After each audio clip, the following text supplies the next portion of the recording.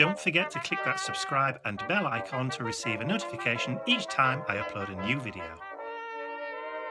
Hi everyone, it's Mike here and welcome back to my YouTube channel. So I'm sitting in for Ian again for Steampunk Tuesday this week. So those of you who follow me regularly will remember back in October, as part of my 7 days of Halloween series, I created some storage boxes using poison labels and anatomy, which are, used for, this is like a letter rack where I keep all my ephemera labels in. And I thought today I would create something similar, but this time on a steampunk theme with a few kind of 3D embellishments. So let me turn over to my overhead camera and hopefully, because this is a test for me too, I'll show you how it works. Okay, so this is the box of dog food that obviously we use for Mr. Bentley's breakfast and stuff. So it's the same box, of the same sized box that I used for the previous one for the Halloween. So what I've done is I've just quickly marked it out with a pencil. So down the sides I've drawn from the corner to the lowest point of that perforated part. That's where you open it, you push it in and then lift it up and get the pouches from the inside. We've carried it all the way across, and then from that side we've cut, or we've put a line to cut up there. Now when you do that, it's going to be a bit weak on the inside because we're cutting through this section here.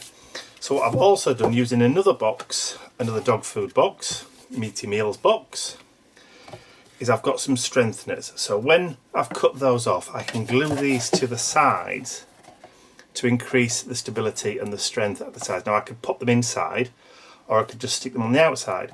It doesn't really make any difference because we are going to decorate it anyway, but for this one I'm going to put them on the outside.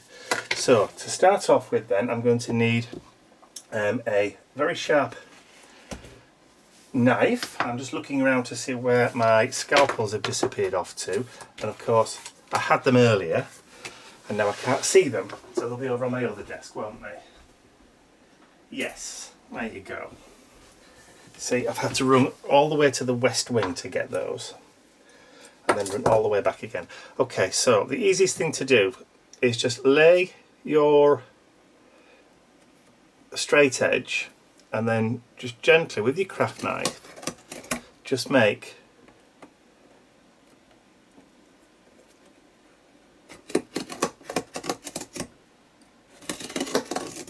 so just keep going through until you can feel the knife going through, and then it's just little and often, not a lot of pressure, just 2 or 3 strokes and you'll start to go through. It's catching a little bit there, but that's fine. We'll come back to that one in a little while. I'll just show you the front. So again, just gentle, and you can feel it biting. You don't have to put a lot of pressure on at all. Just take it to the corner or to the edge, and that's where you'll join up with your other cut.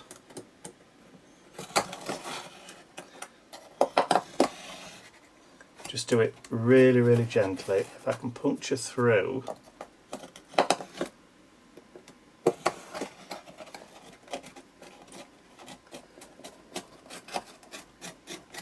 that's it. You can see now that it starts to open. There we go. And that makes it a bit easier to do this one. So line the edge up, and you can see it's started to go. And just very, very carefully, just work your way along that line until it comes away. Obviously, being very, very careful not to cut your fingers. Right, so I'll do this one, finish doing this, and then I'll do that side, since you've already seen me do that side. And then I'll be back once we've got these released. I think actually I may need to replace my scalpel blade. That might be what the problem is. Probably not as sharp as it should be, but anyway, I'll be back in a few seconds. Okay, so I've cut through. I ended up having to just employ a pair of scissors, just a pair of tin scissors, just to get the last few bits.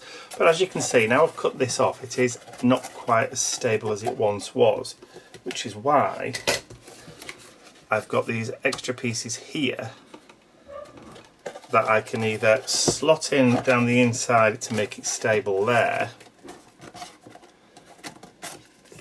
or stick them to the outside. So I'm going to stick mine to the outside using some spirit glue.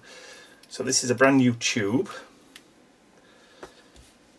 So I'm just going to dribble it down the outside. And then I'm going to put some just going up the middles. But I'm also just going to add a little bit on there as well, just to make sure that I get it in the right place and it doesn't all dribble through the holes. Of course, it doesn't really matter which way around you get it, whether you get it on the pattern side or whether you get it on the craft side, mainly because we are going to be decorating them anyway. So I'm going to just push it so that it's level with that incline there, and then put a little bit of pressure, and that should grip and hold and give you the stability that you need. That's come off just on the inside there, so I'm just going to add a little bit of glue in there too. Now if you wanted to, you could add a piece inside and out for stability, and then just grab a clamp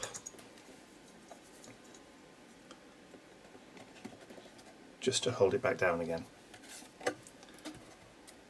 Yeah. And you can put a couple of clamps on just on the edges just to make sure that they hold. It's not necessary if you've got the time, you can just stand or sit and hold it.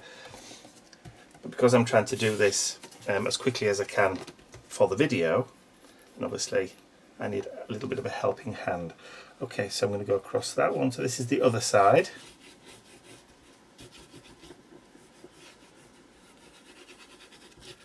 Run the glue up and just put a little bit on there. And by the time you've done this side, because I'm using spirit glue, the other side will probably already be setting.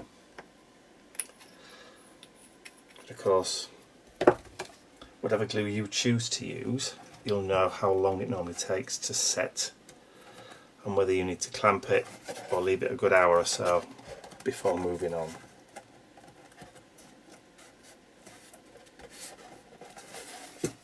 So that's manoeuvred up there,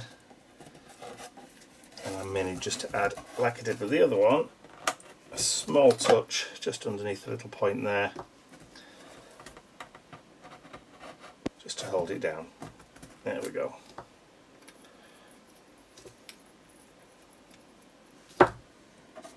Alright, so if I swap that over, because that one's already holding in place now. That's it. Cool. Right, I'm going to let that sit for 5 or 10 minutes. Let me give me a chance to go down and put the kettle on. And then I'll be back once that's dry enough to continue.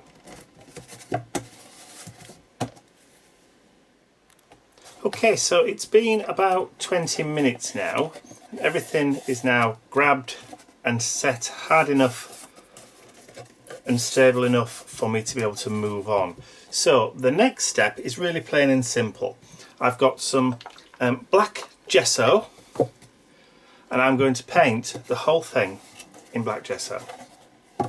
Simple as that. If you haven't got black gesso, you can just use black acrylic paint. Or if you've got white gesso, add some black acrylic paint to it. It's entirely up to you, or clear gesso.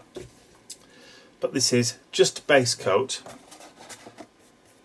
for what's going to come next. So I'm going to do edges first,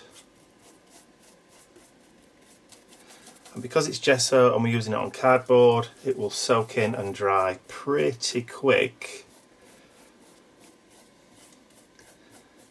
So before you know it, you'll be able to see exactly where you've missed and if you need to go back and add a little bit more.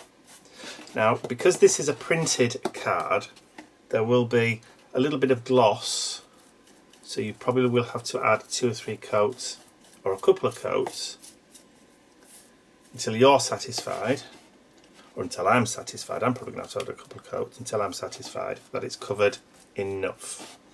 But once I've got the initial coat on, that'll give me a tooth for the second coat, so it really won't take long. So I will go away, do all the gesso in, just the first coat, and then I'll come back and I'll show you what stage we're at. And I'm also going to make sure that I get those edges too. But I'm only doing the outside, I'm not doing the inside. So I'll pop off, do these, and I'll be back in a mo. Okay, so first coat done. As you can see, it hasn't covered the printed side as well as the craft side because it's not been able to soak in quite as quickly. So we are going to have to add that second coat, but because we've already put this first coat on, that's going to give us a better key for the second coat. So we'll probably maybe get away with just 2 coats rather than just the 1, like we can do on the outer edges. But it's all pretty much down to personal preference. It's what you feel happy doing. You might want to add 5 coats or 10 coats. A bit excessive, but you know. It's entirely up to you. But once that first coat's gone on, you've got that tooth, really. 2 coats is usually enough. Now I've got it all over my hands because I'm actually holding it from the inside.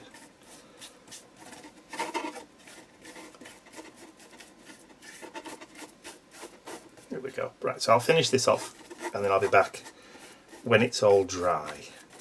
So just 2 coats for me, or maybe 3, in areas. We'll see.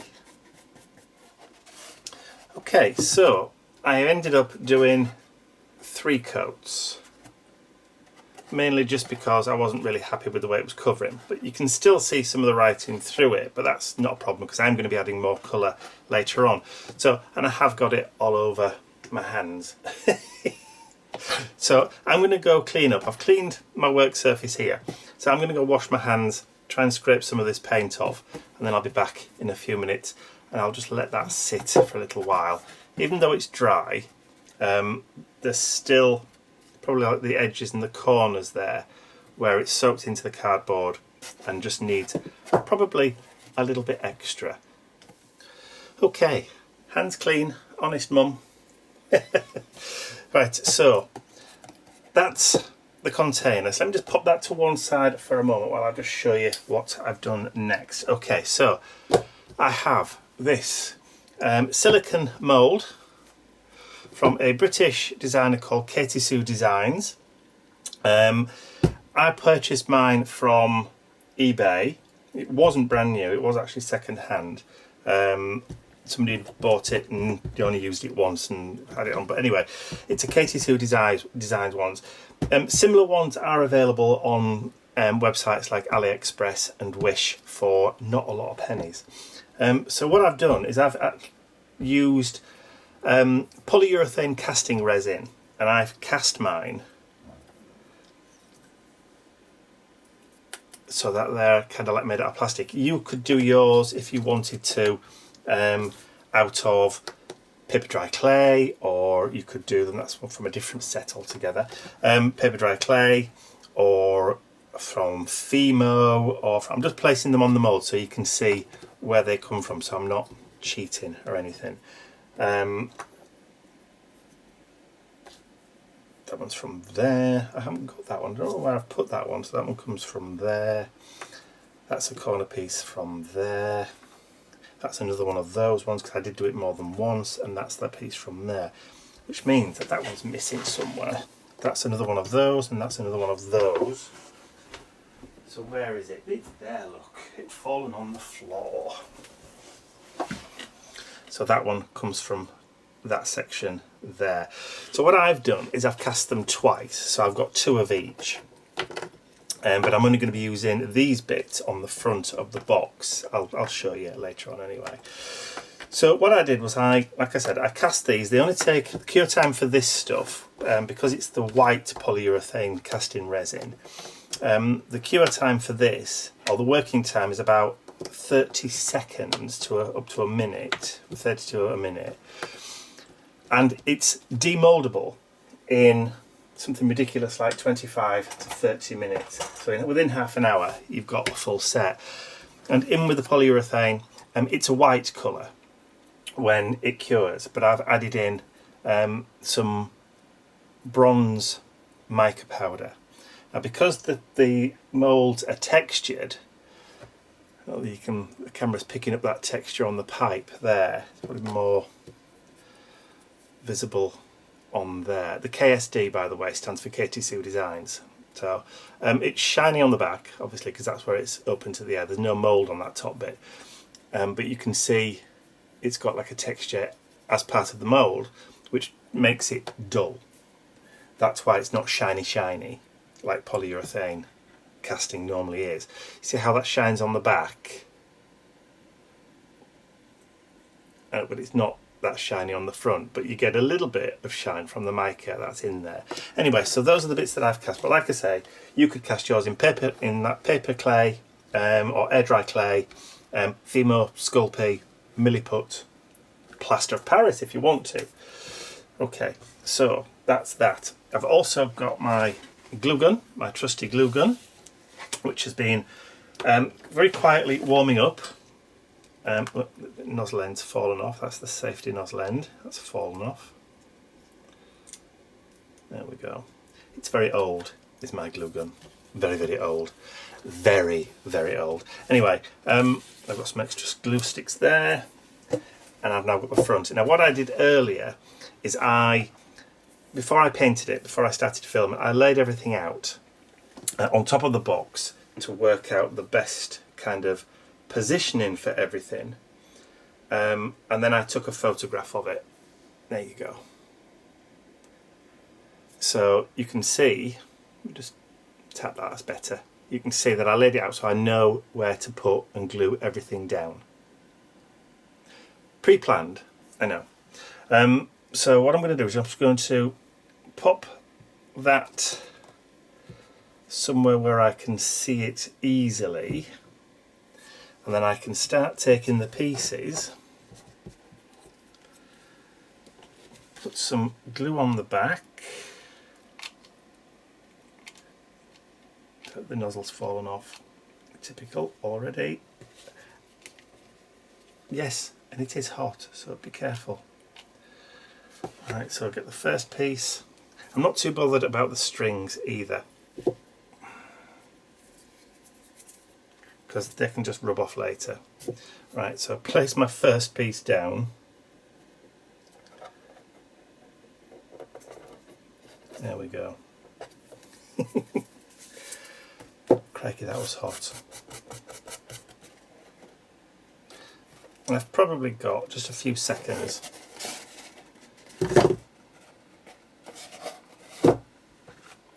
Move my phone out of the way. Crikey, that was warm. That was warm. Okay, then I can move on to the next bit. So I'll just consult my picture so I know which is which I'm putting on next, which is going to be that corner block there. So I'm going to hold on to the edge where I don't need to touch, and then I can feed that in. And of course it will pretty much grab straight away.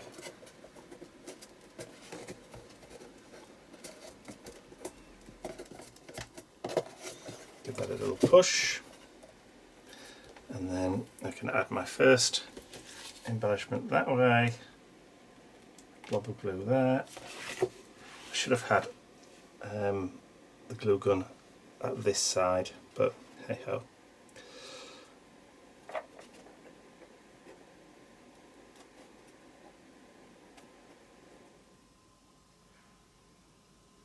Like so.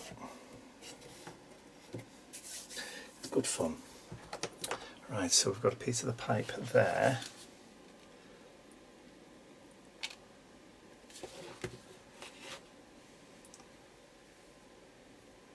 Turn that around. Drop that over.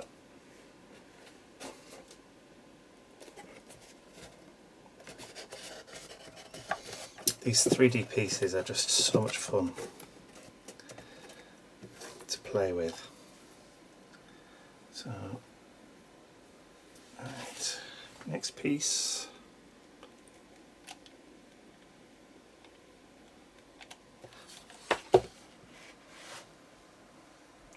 Turn it around, and then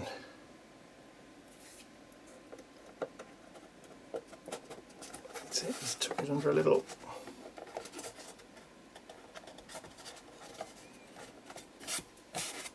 See, the strings will just lift off once they're dry. Just get a brush and they'll come off.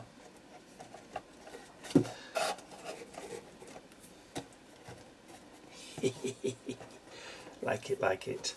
Okay, so the next piece is going to be along here. So theoretically I could actually just put some directly onto the project, can't I? Yeah. Makes it a bit easier. And then lay that down. Because I can get my fingers underneath, I can also add some pressure that way. So then we've got this edge piece. And now you see I've made a mistake on that. Because if I do that, it's going to stand up. It's not going to sit properly. I've placed it all a little bit too low. But that's okay. What I can do is I can grind that down later on. That's fine. Talk about preparing to fail. Never mind. It's not insurmountable. Let's put it that way. So let's stick that one down there.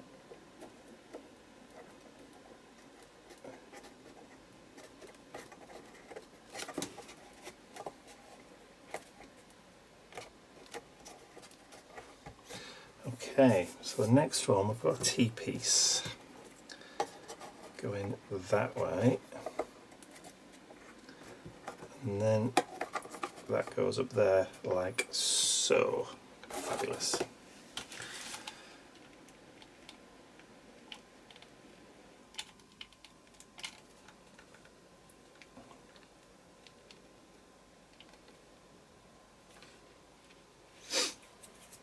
Got a bit on my finger. Ow! God, this is very warm today. I don't remember it ever being that hot. Seems hotter than normal. But then again, I haven't used my hot glue gun for a while. That's probably the reason why. Okay, just be careful, Mike.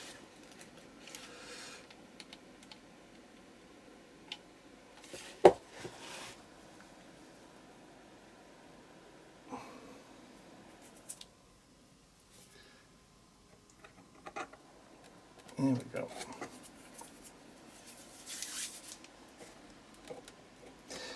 Because I've actually used that mica powder in the casting, it does stand out quite well, doesn't it?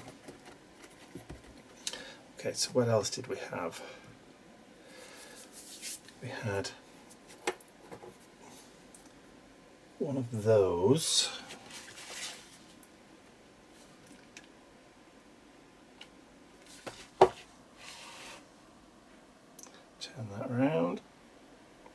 goes in there like so.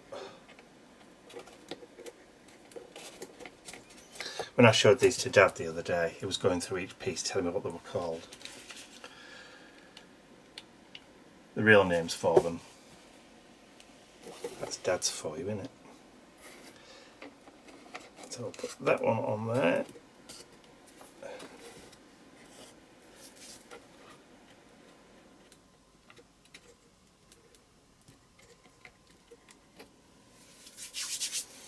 And then we've got that long piece, the long final piece. That's going to run up the outer edge.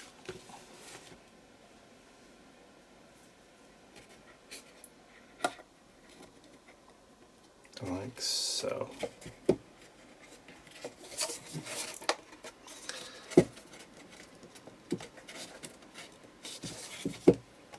Okay, so now we can add a couple of little embellishments on there.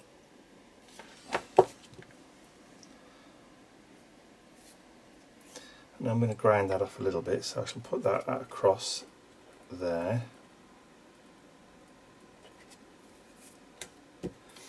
And then the other piece, which is from another mould set, I can't remember which one at the moment, but I just thought this would be a bit nicer. I'd already done this one a while ago and never used it for something, but you can add on whichever pieces you want, wherever you want really. And I'm going to put that on there, because that then looks like a faucet knob, doesn't it? Cool. Okay, I'm going to leave that to sit for a few minutes just to cool down, and then I'll be right back. Okay, so it's had time to kind of set. It's all now kind of solid, and I have got the sandpaper and I've just sanded off that bottom edge there. As you can see, I've actually caught some of the gesso there as well, so I can touch that up later. So what I want to do now is I want to add some more of these steampunky elements just to the sides of the box as well. So I've done exactly the same thing as I did previously, so I know exactly where I need to stick things down. I've kind of already decided where it was all going to go, so I shall do that for this side. But this time I shall make sure that I don't burn myself, because I did earlier on, and I make sure I get right into the corner this time. So there we go. You may have heard Mr. Bentley just have a quick bark when that's somebody who's just driven past. Bless him. Right, I think that's it there. And then I'm going to put a little end stop.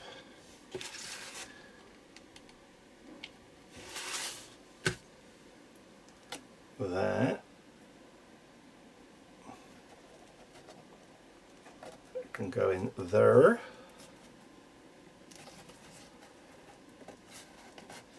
Actually, working out where to put things is half the fun, to be honest.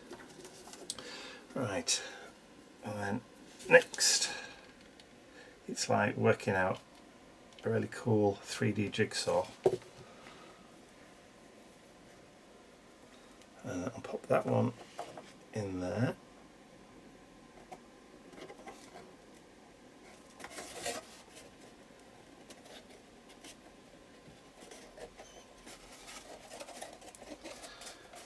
Okay.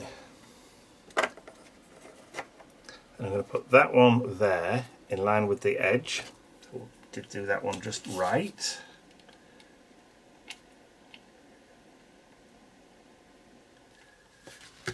More glue.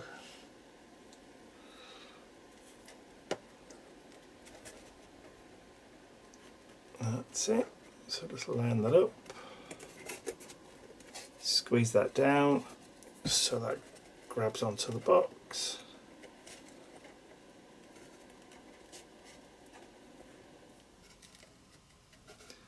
aren't you holding? You should be. There we go. And then I'm going to glue that corner piece like so. And like I said, don't worry about any of the strings. You can always brush those off with a paintbrush later.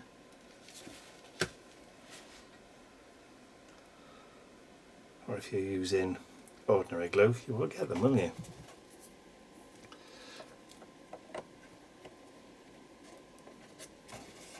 Heavy duty gel medium works just as well for this kind of stuff, but it'll take longer to dry, if you're wondering. And then I'm going to put, I think I'm going to put that little cog there. So it almost looks like a water droplet coming out.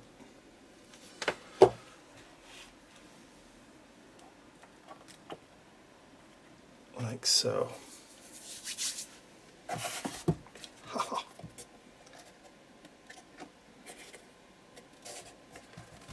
Like that. So again, I just need to leave that for a few seconds, then I can flip it over and just decorate the other side. But I did actually want to put something on there first, didn't I? Just to kind of make that a bit more in keeping with the other stuff. So that's another kind of like faucet tap. That's it. Cool. Okay, back in a mo. Okay, so it's been about an hour because I stopped for some lunch. I had parsnip and potato soup. Homemade, of course. Anyway, right, so this is now all set and dry. So what I need to do now is to go over and give the whole thing another coat of black gesso. So go over all of these and make sure I get in all the nooks and crannies, and I can also clear and add some more paint to those little bits that I scraped off earlier on. So that's the next job. So I've got the gesso here. I did manage to get some more paint on a little while, but also, look, I made a hurty. Never mind, that's what happens when you're not careful. So, just clean off my brush, give it a quick rinse in the big pot of water that I've got next to me. It is fresh. Dry that off and then we can get some paint onto that as well. I have got some smaller brushes that I'm going to use for getting into and underneath, because the big brush won't get on top. So here we go. So we'll start covering everything with a nice coat of lovely, lovely gesso. Oh, did I mention I did go around with the brush removing all the hot glue gun strings beforehand? Okay, if I didn't mention that, I do apologise, but I did do it. I promise. Okay. So I'm using kind of like jabbing motions just to get the gesso underneath, but wherever there is a cavity, that's what the smaller brush is going to be for.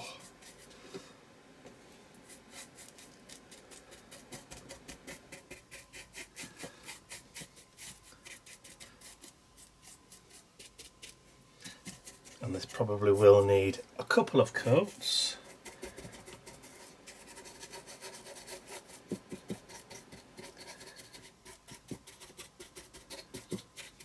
If you're using Fimo or air dry clay, it probably won't need as many because it's more absorbent. And you probably take the gesso a lot better than going over plastic, which effectively the polyurethane resin is. It's literally liquid plastic. So when it sets and goes hard, you've effectively got plastic pieces.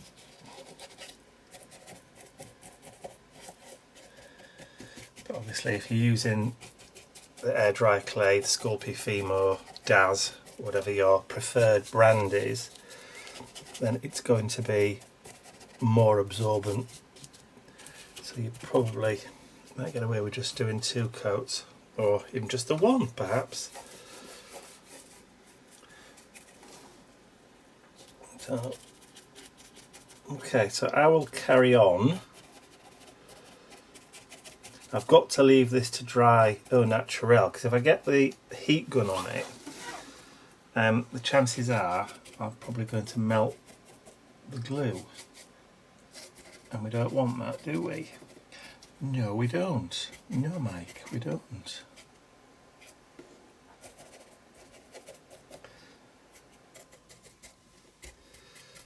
So coat number 1 on the front, just tip that and we'll do the sides.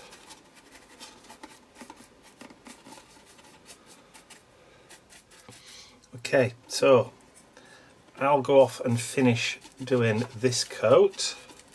I'll do both sides. There's no point in you watching me do the same thing, because obviously that is just like watching paint dry and nobody got time for that.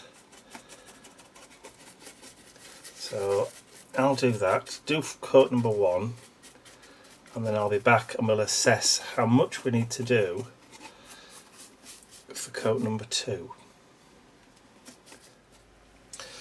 Okay, so first coat has gone on and is almost dry. Where you can see it shining, like in there, is where it's still wet. So if I just turn it round that way, you can still see there's still bits in there, still bits at the top, and there's still bits in there where it's a bit dry, but you can also see where I've missed. So what I'm going to do is I'm just going to quickly go over and give it a second coat, just a light one, and I'm probably not even going to use a big brush. I'll probably just use a smaller one like this, just to go over and get those bits and areas that I've missed. So I shall do that, and then I will be back in next to no time, because this shouldn't really take long to just get those bits, but I'm not 100% all that bothered about making sure I get every single nook and cranny. You'll see why when we start adding the colour proper.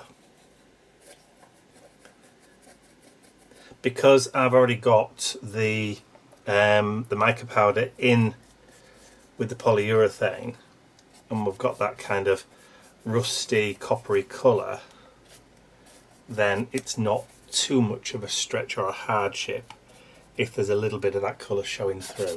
But I will just touch up where I've scratched the box or that kind of thing. So I will go away and do that, and then I'll be back when all that's dry and we're ready to move on to the next stage. The exciting bit of putting extra colour in.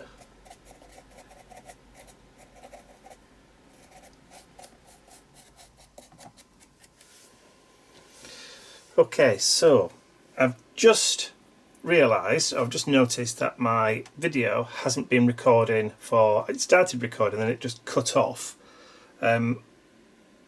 while I was explaining the next section, so I'm going to have to go back over it again.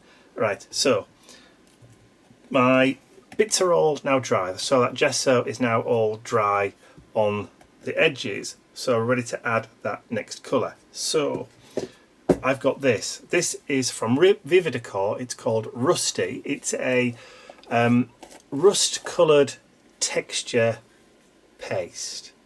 Obviously, it's meant to emulate a rust effect. Now, all it is like a fine texture paste with a little bit of grit in it. I've put some on my work surface. You can see there's a little bit of texture to it, a bit of sandiness to it, with an orangey kind of acrylic paint added to. So if you can't get access to this Rusty for paper from Viva Decor, which I believe is a German company, but if you can't get, is it German? I think it might be German. Made in Germany. There you go. So if you can't get hold of it, then you can make your own by just using texture paste and oranges and brown paints. All you have to do is just to make sure that it's liquid enough, if you know what I mean, to be able to use with a brush, but still textury enough to hold the grain and hold that kind of texture. So you just have to mix until you're happy and then start painting. Now, I've already started doing mine because obviously I thought I was recording, but obviously I wasn't. So that's where I got with just doing this bit when I suddenly realised it had stopped recording, or I wasn't recording. So I've got the two front section, that section done there and this section done here. And as I was saying to myself, but I thought I was talking to you guys, is that the trick is just to go along and just do it from all angles. So grab some of the paint on your brush and just keep looking at it from all different angles to make sure you get underneath your 3D elements. There we go. But I was saying, if you don't want to add that texture, you'd rather it was just flat and let the actual texture be from the 3D elements, then just use acrylic paint. Just use oranges and browns and just paint it over everything with those colours. But you could, if you want to, use your mica sprays if you want that shiny kind of metallic effect. So go in with your mica spritzers, your Lindy's Stamp Gang ones, or whichever company is you prefer, or even if you just like to make your own, and spritz, and it will fall and go in all those kind of nooks and crannies and gather in the corners and give you that kind of really nice effect. Now I wanted the texture because these areas here where there isn't anything, you can build up a nice kind of rusty, steel platey kind of effect just by adding it with a brush. So that's what the texture's for, is to give the areas where you haven't got those embellishments. So you don't want it to look like cardboard, so instead give it a bit of texture and make it look like rusted steel sheeting or iron sheeting. And then you can always go in a bit later on and add more colour to it. So I've done the front and that side. I was just about to start doing this side when I realised that I hadn't been recording. So, and I thought you guys were just quite happily watching me while I was playing some music, but obviously not. That's like when you're talking to somebody and you suddenly realise they walked away 5 minutes ago. It's like, no, I'm going to have to do it, I say it all again now. But hey ho. These are the things we have to put up with when we're doing videos. Technology fails every so often. So like I was saying, keep looking at it from different angles, use your brush, get into all those nooks and crannies, and just keep on going. It's one of those things where you can lose yourself in. You know, you can lose an hour very, very quickly when you're adding colour and paint and texture and effects like this to a project. So I'll carry on, and now I shall put the music on so you can watch, or you can walk away and leave me talking to myself. It's up to you.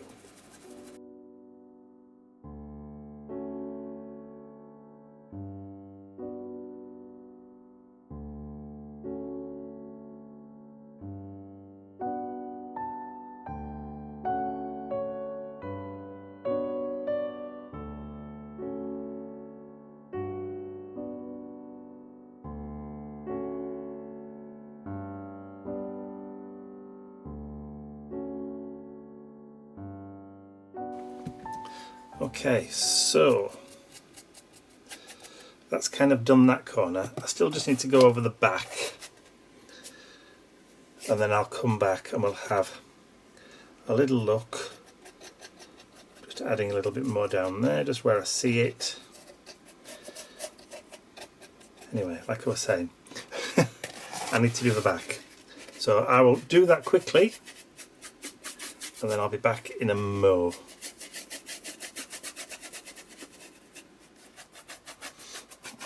Okay, so that's the first kind of coat done on the back. Now Ian asked whether or not I was going to add any texture to the back of it, and I said, well, not really, because this is what's going to get stood up against the wall. So you don't want anything, so obviously that will be where it's pushed up against the wall, so you'll see those side bits, but you won't see that at the back, so there's no point, is there?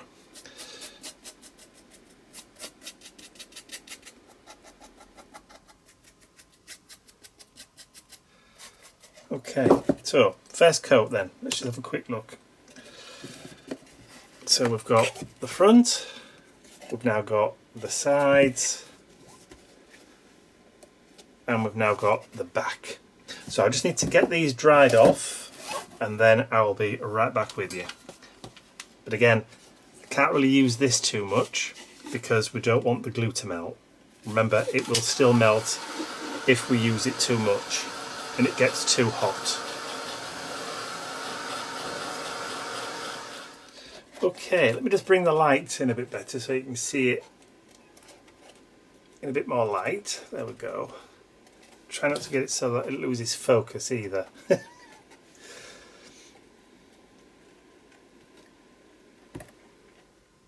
Right, so that's the first coat of the rust paste. As you can see, it feels, you can almost see, there you go, you can see that texture on the back, but you can still see some of that dark showing through, which is cool because obviously you don't get rust over everything, it's just in certain areas. So what I'm going to do is I'm just going to put the rust paste to one side a little bit now, and then I'm going to bring in one of my spritzers that I made using some pigment powders. So this is the sandstone one, this is the brown, and I'm just going to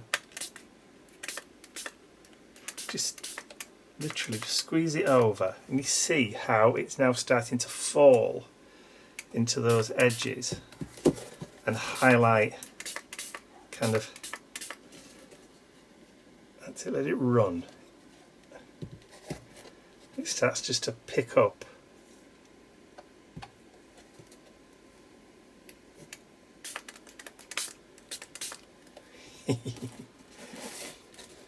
So I'll do that side, then I'll do this edge side and let it run down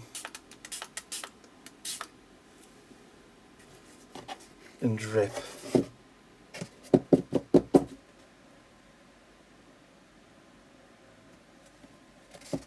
And we'll spray some on the back just because. Let it run and then do the edge.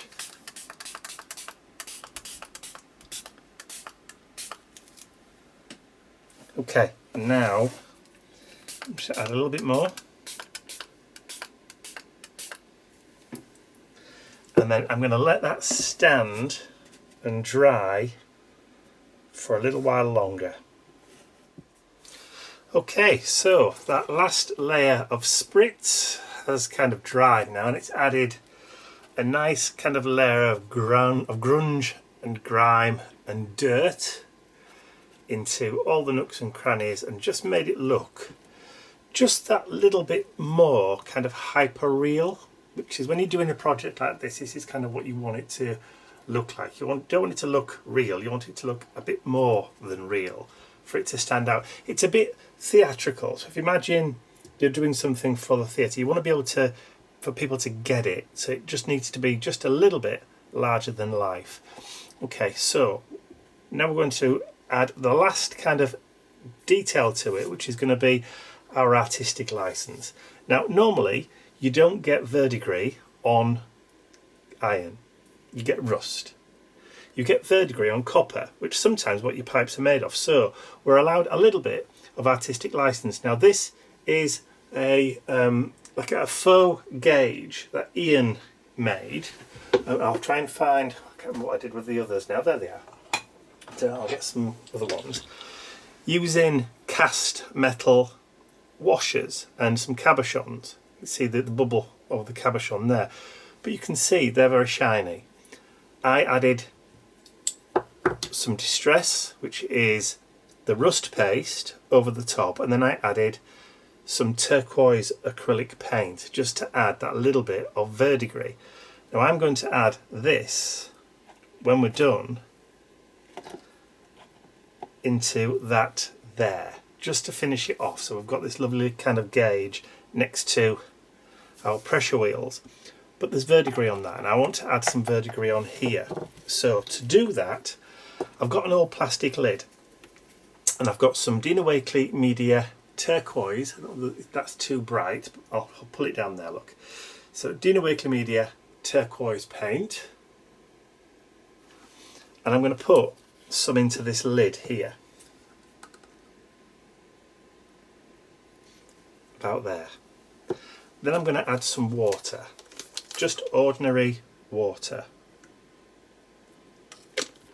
and I'm going to water that down. So I'm going to get a brush. I'll just use one that I've been using for the project to make sure it's clean. Yeah, no, it can't be near enough. It has to be clean. So let's use a fresh one. There we go. There's a fresh one. And I'm going to mix that paint into the water. So we've got a real kind of runny turquoise. I'm going to add a little bit more.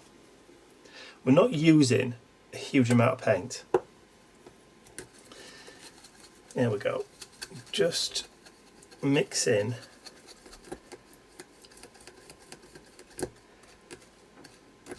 just to make sure, and as soon as it starts kind of coating the side of the plastic, we know we're pretty much there. There's a bit more paint there, look. That's it. Just keep mixing it until it all dissolves in.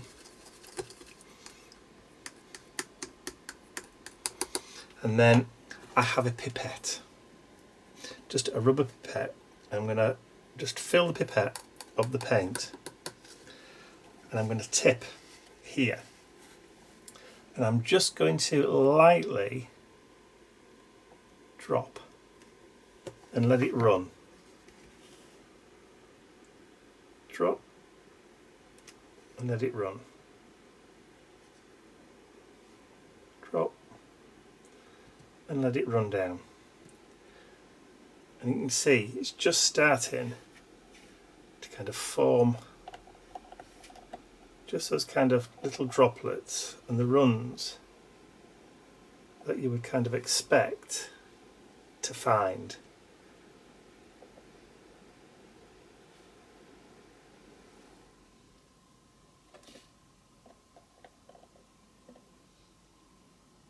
Just let it run.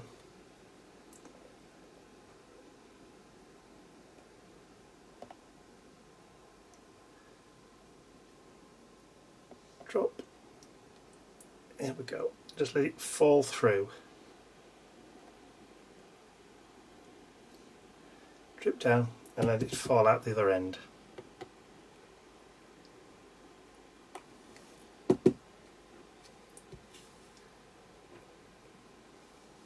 I'll just pick some more up. Add a little bit on the edge here. And you just let it gather in those corners, in the edges.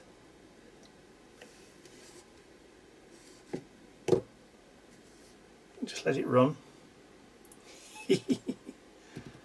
And it will disappear and it will do its thing. A bit more behind there.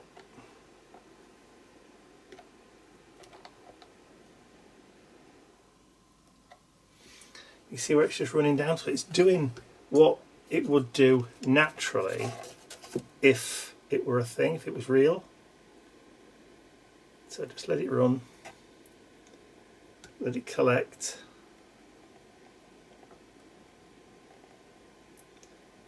And just let it do its thing.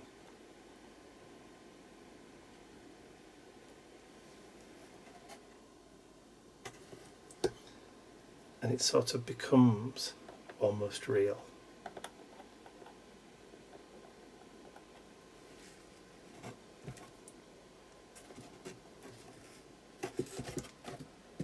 Well, isn't that cool?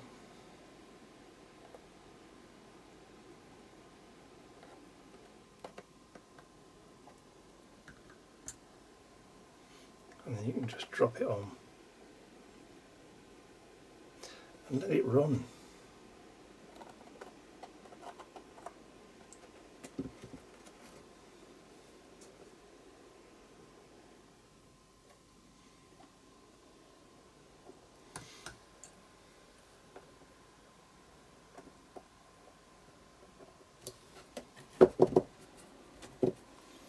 And you don't need a huge amount.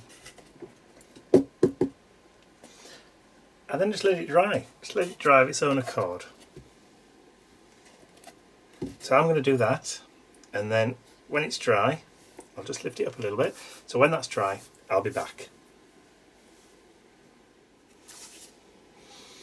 Okay, almost there now. So all that verdigris and running kind of, well, I don't know what you want to call it, steam discharge. It's all done. So now we've got the verdigris in the background. We're okay to add our gauge, where we said we wanted to put it about there, or I said I wanted to put it about there. So what I've done, because this is just slightly taller and these are curved, I've added it on foam pads, and I've done 2 stacks of foam pads, just so that it clears the height of those. So I may just have to tilt this a little bit just to make sure that I get it correct where I want it to go. And then I would say about there, and then I can go from the back and then just give it a quick squeeze and a push, and that is going to hold that gauge. That's going nowhere, look.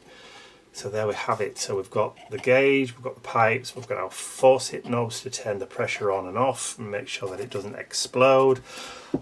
But we need something still to go in the back and the sides here, just to make sure, or just to make it look a bit prettier. So what I've done is, from my steampunkery set, I've cut some pieces of cardstock to fit down, one at either side and one at the back. And I'm just going to grab my glue. Now I've already gone round the edges as well with some distress marker, as you can see, just to hide those raw white edges. So I'm going to put plenty of glue down at the bottom, on the corners, or on the top. Make sure there's plenty. And then right the way across, and there is a little lip at the bottom of the box there, so I just want to make sure I've got plenty of glue to hold that in place so that it doesn't pop up at a later date. So I can turn that round now and just slide that down into the back, and then just line that up with the top of the box, like so, and then just give it a gentle push at the bottom, lay it down, just so that I know it's not going to go anywhere. That's it, and then I can just manoeuvre it slightly just to position it into the middle. If there's a little bit of a gap there, that's alright, I can go over that with some distress. I can do that now actually while I'm waiting for it just to grab.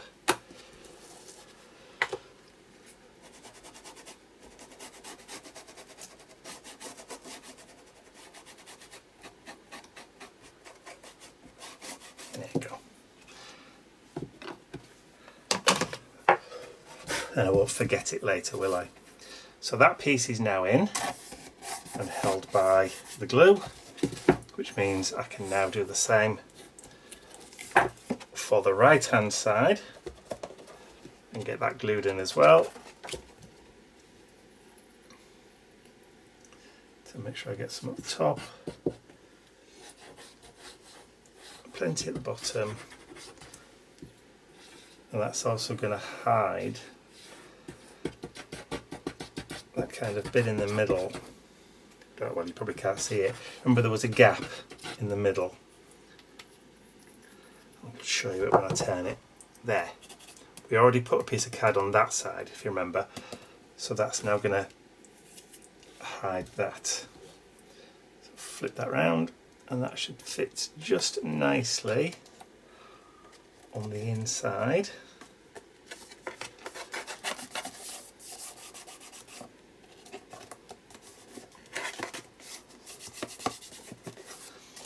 So now we can see all those lovely rivets.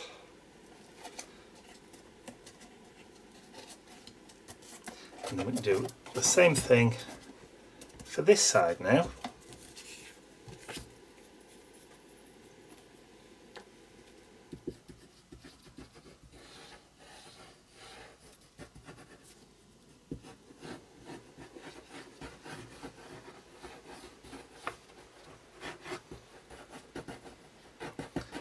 Plenty of glue, just to make sure it's going to go nowhere.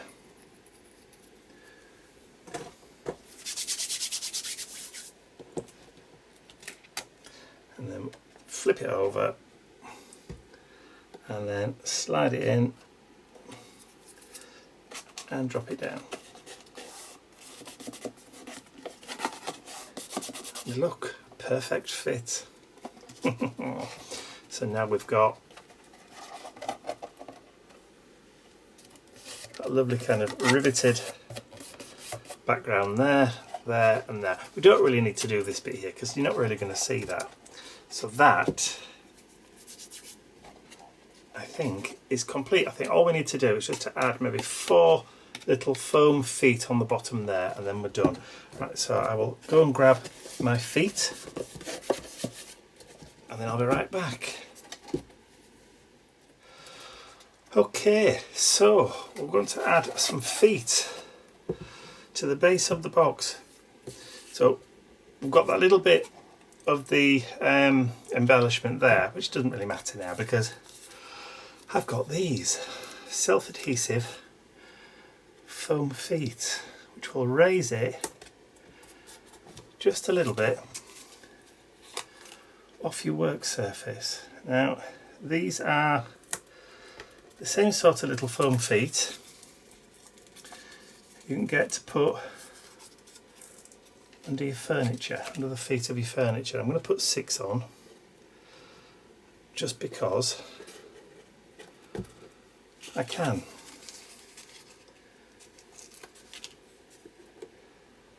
That way I'm assured then that's going to have a nice comfy base.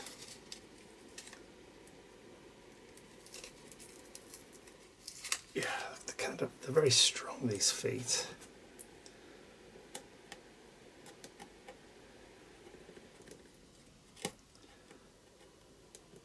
That's it. And the last one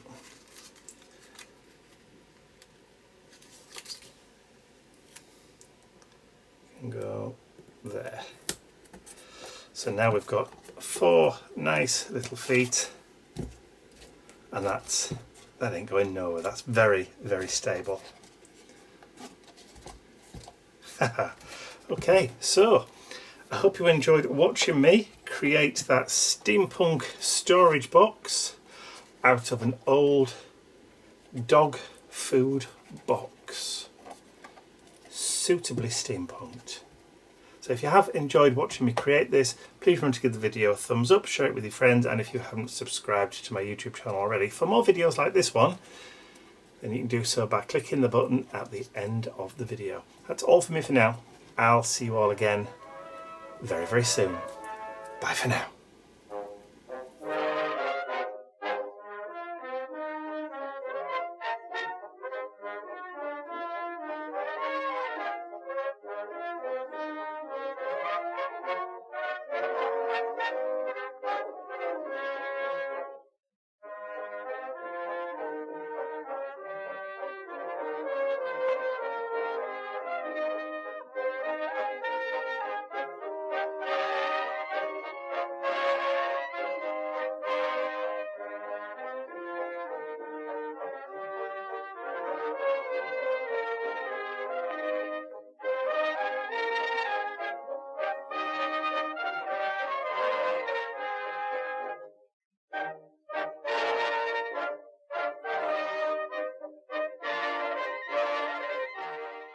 I'd like to say a huge thank you to all of my angels, because without you, these videos would not be possible.